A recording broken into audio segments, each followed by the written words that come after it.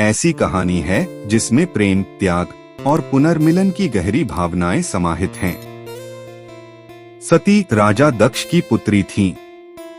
दक्ष ने कठोर तपस्या के बाद भगवती आदिशक्ति से एक ऐसी पुत्री की कामना की थी जो सर्वशक्तिमान हो।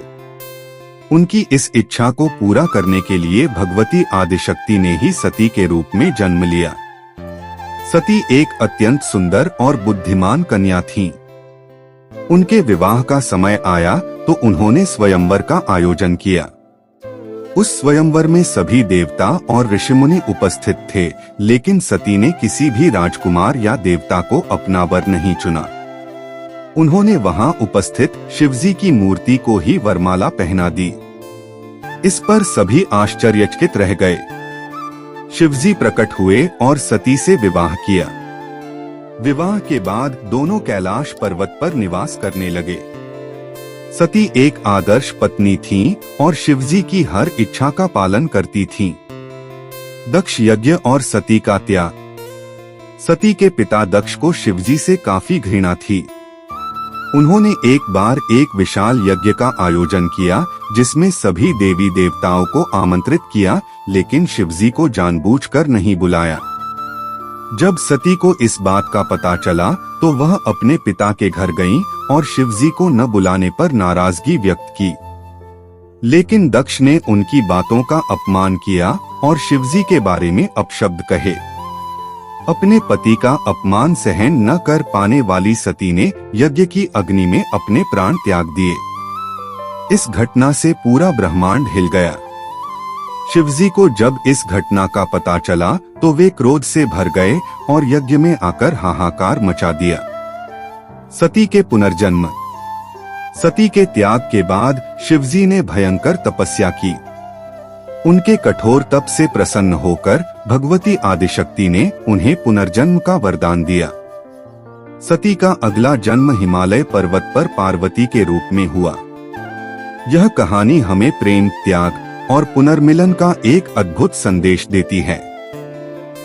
सती के त्याग ने शिवजी को एक नए जीवन का मार्ग दिखाया और अंततः दोनों का पुनर्मिलन हुआ। क्या आप इस कहानी के बारे में और जानना चाहते हैं? या आप किसी अन्य पौराणिक कथा के बारे में जानना चाहते हैं? सती के वियोग में उन्मत्त हो गए शिवजी अपने ही शरीर में लीन हो गए। त्रिलोक में हाहाकार मच गया। देवतागण भयभीत हो उठे। इस स्थिति को देखकर ब्रह्मा जी ने शिवजी को समझाया और उन्हें संसार के कल्याण के लिए जागृत करने का उपाय सुझाया। ब्रह्मा जी की प्रेरणा से शिवजी ने कठोर तपस्या आरंभ की। वे कैलाश पर्वत पर निवास करने लगे और अग्नि की प्रचंड तपस्या में लीन हो गए। काल भी उनके सामने विस्मित था। उनके तप से तीनों लोकों में कंपन होने लगा। इसी बीच हिमालय पर्वत पर एक सुंदर कन्या का जन्म हुआ। वह थी पार्वती, जो सती का ही पुनर्जन्म थी। हिमालय और मेना की पुत्री पार्वती बचपन से ही भगवती दुर्गा के स्वरूप की थी। उनमें अद्भुत शक्ति और तेज था। जैसे जैसे पार्वती बड़ी होती गई, उनका मन शिवजी के प्रति आकर्षित होता गया। उन्होंने शिवजी की तपस्या के बारे में सुना और उनसे विवाह करने की मनोकामना की। उन्होंने कठोर तपस्या शुरू की, जिससे देवता भी विस्मित हो उठे। पार्वती की तपस्या देखकर प्रसन्न होकर स्वयं मां दुर्गा ने उन्हें दर्शन दिए और कहा, हे पार्वती, तेरी भक्ति अद्भुत है। तेरी इच्छा अवश्य पूरी होगी। लेकिन शिवजी को प्राप्त करने के लिए तुझे और कठोर तप करना होगा। मां दुर्गा के आशीर्वाद से पार्वती ने और भी कठोर तपस्या की। उन्होंने कई वर्षों तक बिना भोजन पानी के तप किया। उनके शरीर में अनेक कष्ट हुए, लेकिन उन्होंने हार नहीं मानी। पार्वती ने अकल्पनीय तप किया। वर्षों बीत गए, लेकिन उनका संकल्प दृढ़ रहा।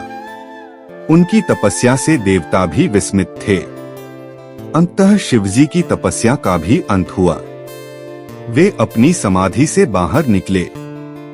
शिवजी ने पार्वती की तपस्या के बारे में सुना।